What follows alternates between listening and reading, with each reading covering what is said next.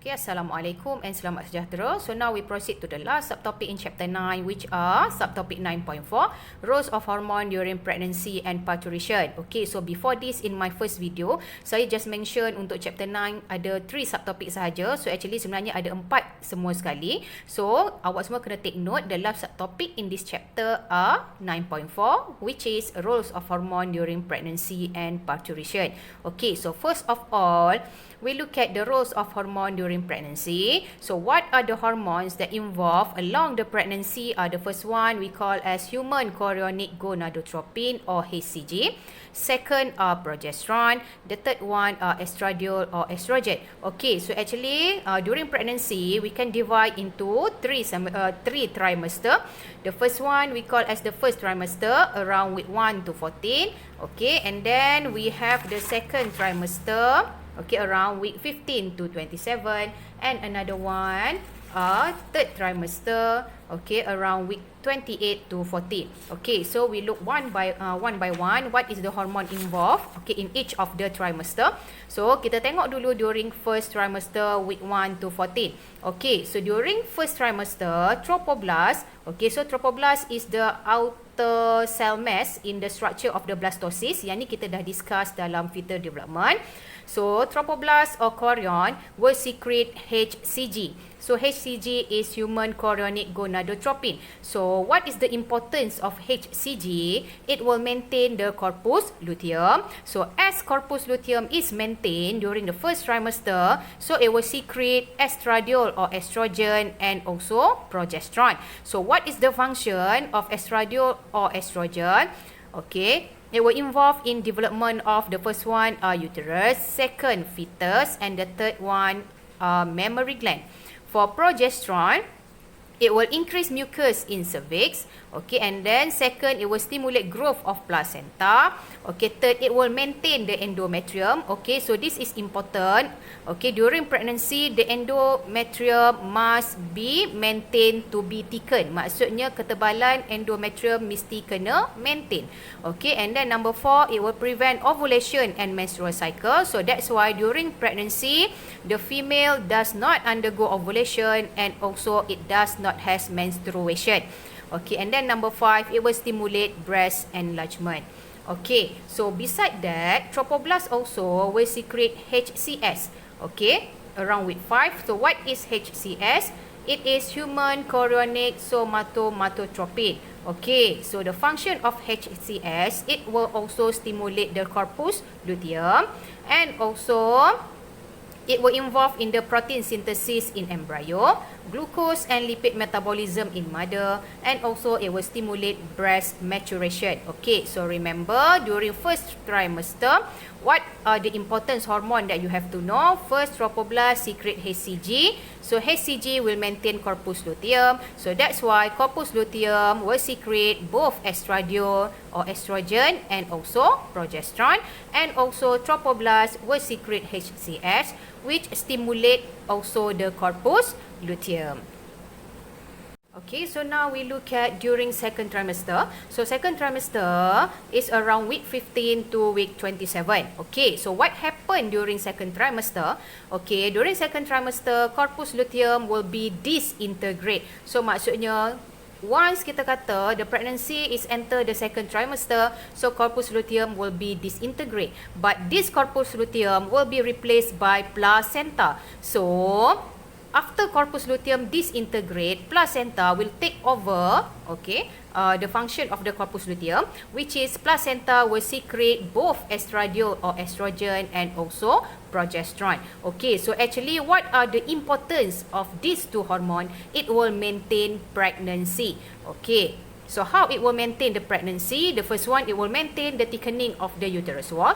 Second, it will prevent menstruation. Okay, third, it will inhibit FSH. So that's why, okay, bila saja FSH is inhibit ni maksudnya dia merencatkan. So it will prevent development of follicles in ovary, and also it will inhibit release of prolactin. So prolactin is one of the hormone that will involve in lactation. So once prolactin is inhibit, so it will also inhibit the lactation process. Okay, so in specific, for estradiol or estrogen, okay, it will stimulate the development of milk duct in breast, okay, to prepare for lactation.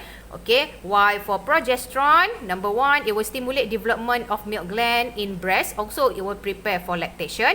Okay, and then second, it will inhibit contraction of uterine muscle. Okay, so this is important. Okay, so along the pregnancy, the progesterone level must be higher than estrogen. Why the progesterone level must be higher than estrogen? Because it will prevent contraction of uterus. Maksudnya, kalau progesterone level rendah daripada estrogen sepanjang pregnant, okay, so dia boleh menyebabkan uterus untuk contract. So bila dia boleh menyebabkan uterus untuk contract, so what happen? Okay, dia boleh induce supaya berlakunya birth of the immature baby ataupun kelahiran pramatang.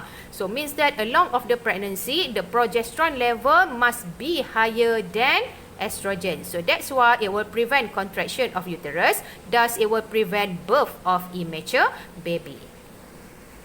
Okay, so now we look at third trimester. Okay, so third trimester is around week 28 to week 40. Okay, so third trimester means it will indicate the end of the pregnancy. Okay, so maksudnya bila menghampiri the end of the pregnancy, okay, so what happened? The level of progesterone will be decreased, but the level of estrogen or estradiol will be increased. Okay, so since the level of progesterone is decreased, so it will allow contraction of uterine muscle. Okay, and then, okay, so kalau kita tengok di sini pula, so since the level of estrogen or estradiol is increased, so the uterine muscle will become very sensitive to oxytocin. Okay, and then oxytocin receptor are formed on the uterus. Okay, so what happened during this time?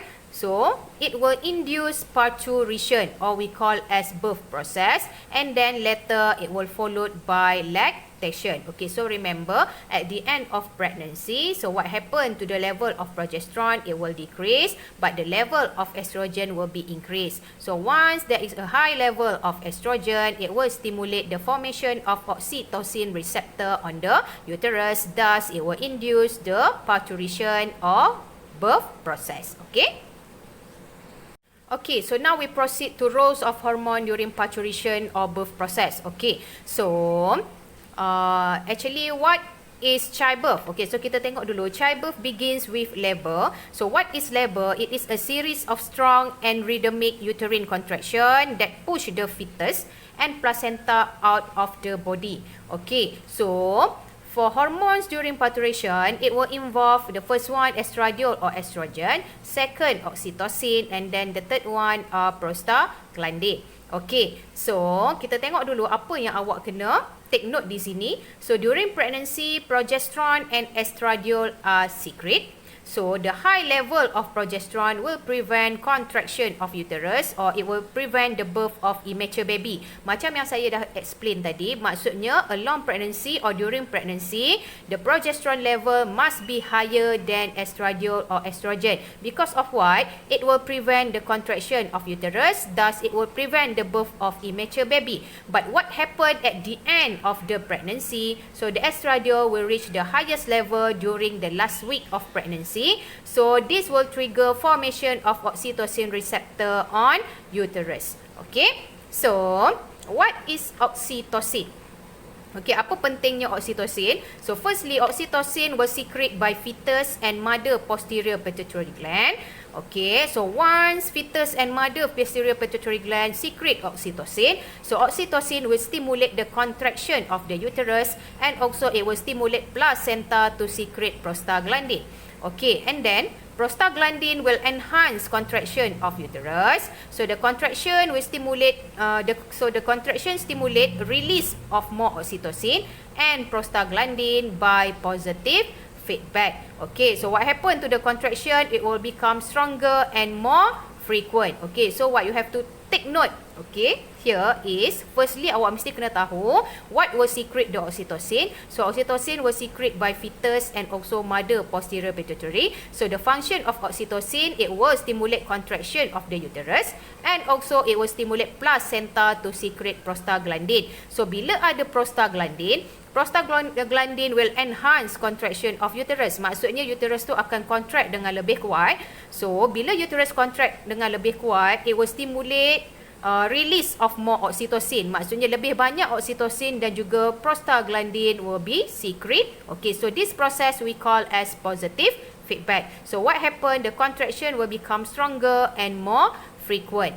Okay, so if you look at the stage of labor, okay, dekat sini first kali adalah dia akan melibatkan dilation of cervix. So what is the meaning of dilation of cervix? Okay, cervix dilates mean the cervix must be open. Okay, and then second, expulsion. Expulsion means delivery of infant, and then the third stage are delivery of placenta. Okay, so now let's discuss if the question asks you to describe the control and action of hormones during childbirth. Okay, so what are the points that you have to mention? Okay, so kita tengok dulu first point. So during last stage of pregnancy, the level of estrogen is higher than progesterone. Okay, and then the high level of estrogen stimulate the production of receptors for oxytocin at the uterus. Okay, and then the third point, oxytocin are produced by fetus and mother posterior pituitary gland. Okay, next, oxytocin will stimulate contraction of uterus and stimulate placenta to secrete prostaglandin. Okay, and then prostaglandin enhance contraction of uterus, result in labor pain. Okay, and then the next point, emotional and physical stress of mother stimulate release of more oxytocin and prostaglandin by positive feedback. Okay, so result in the opening of the cervix. The last point, baby comes out through the vagina. Okay, so means that if the question asks you to describe the hormonal control during childbirth or parturition, so first of all, remember you have to mention at the last stage ataupun at the end of the pregnancy. So what happened to the level of estrogen? It is higher than progesterone. So since there is a high level of estrogen, it will stimulate the production of receptor for oxytocin at the uterus. Okay, next, what happened? Oxytocin are produced or secreted by fetus and mother posterior pituitary gland. Okay, and then awak mesti kena mention lah the function of oxytocin. It will stimulate the contraction of uterus and also it will stimulate placenta to secrete prostaglandin. Okay.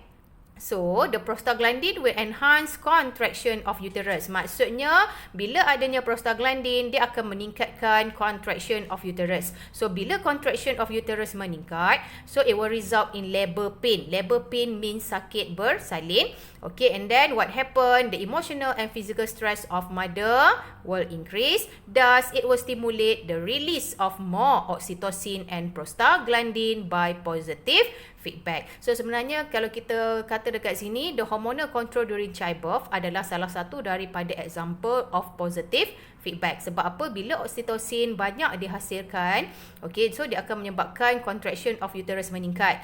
Okay, dan juga dia akan stimulate, okay, placenta to secrete prostaglandin. So, bila adanya prostaglandin juga akan meningkatkan contraction of uterus.